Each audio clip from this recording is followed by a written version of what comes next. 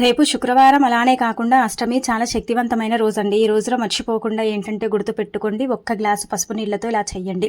అలా చేస్తే అనేక రకాల సమస్యల నుంచి మీరు బయటపడతారు. ఆర్థికంగా కూడా మీకు బాగా కలిసి వస్తుందని చెప్పొచ్చు. కాబట్టి మర్చిపోకుండా పసుపు నీళ్లతో ఇప్పుడు చెప్పే విధంగా ఈ చిన్న పరిహారం చేసుకోండి. ఎందుకంటే పసుపు మంగళకరమైనది, శుభకరమైనది. అలానే కాకుండా అష్ట దరిద్రాలను తీసేస్తుంది, అష్ట ఐశ్వర్యాలను మనకేంటంటే గనక అందిస్తుందని చెప్పొచ్చు. కాబట్టి ఖచ్చితంగా గుర్తుపెట్టుకోండి. పసుపు నీళ్లతో ఇప్పుడు చెప్పే విధంగా ఈ విధంగా ఏంటంటే గనక చిన్న పరిహారం ఆచరించండి. అయితే మనం ఏంటంటే గనక రేపు అష్టమి కదా, అందుకే మీరు ఏం చేయండి అంటే ఉదయాన్నే లేవండి, శుచిగా స్నాన కార్యక్రమాలు చేసుకోండి, ఇంటిని వాకిలి శుభ్రం చేయండి. శుక్రవారం కాబట్టి గుమ్మానికి పసుపు రాసి మనం ఏంటంటే చక్కగా కుంకుమతో బొట్టు పెట్టి వాకిట్లో ముగ్గు పెట్టుకొని ఆ తర్వాత ఏంటంటేనండి మన ఇంట్లో మనం స్నానం చేసిన తర్వాత లక్ష్మీదేవి చిత్రపటాన్ని క్లీన్ చేసుకొని దీపం ధూపం నైవేద్యంతో అమ్మవారిని పూజించి ఆ తర్వాత ఏంటంటే ఇప్పుడు చెప్పి పసుపు నీళ్ళ పరిహారం ఆచరించుకోండి. ఇంట్లో పూజ చేసుకుని తప్పనిసరిగా తులసి కోట దగ్గర కూడా పూజ చేసుకోండి.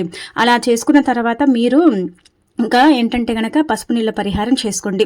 మన జీవితంలో మనకు దైవానుగ్రహం ఉండదు, అంటే లక్ష్మీదేవి అనుగ్రహంతో పాటు తదితర దేవతల అనుగ్రహం కూడా ఉండదు. మనకెప్పుడు ఏదో ఒక రకంగా సమస్య, బాధ, ఇబ్బంది వస్తూనే ఉంటుంది కదా. అయితే అలా రాకుండా ఉండాలంటే మీరు ఏం చేయాలంటే గనక గాజు గ్లాస్ని తీసుకొని అందులో 3 వంతుల నీళ్లు, అంటే సగానికి కొంచెం ఎక్కువగా పోసి అందులో చిటికెడంత పసుపుని వేసి తల చుట్టూతా 7 సార్లు తిప్పి దైవానుగ్రహం కలగాలని, దరిద్రాలు పోవాలని, డబ్బు రావాలని సంకల్పం చెప్పుకొని ఆ తర్వాత ఆ నీటిని ఎవరూ తొక్కని ప్రదేశంలో పోసేయండి. అలా చేయటం వల్ల ఖచ్చితంగా అమ్మవారి అనుగ్రహం కలిగి అష్ట కష్టాల నుంచి మీరు బయటపడి లక్ష్మీదేవి మీ ఇంట్లోనే తిష్ట వేసి కావలసినంత ధనాన్ని ఇస్తుందన్నమాట అండి ఇంకా మీకు.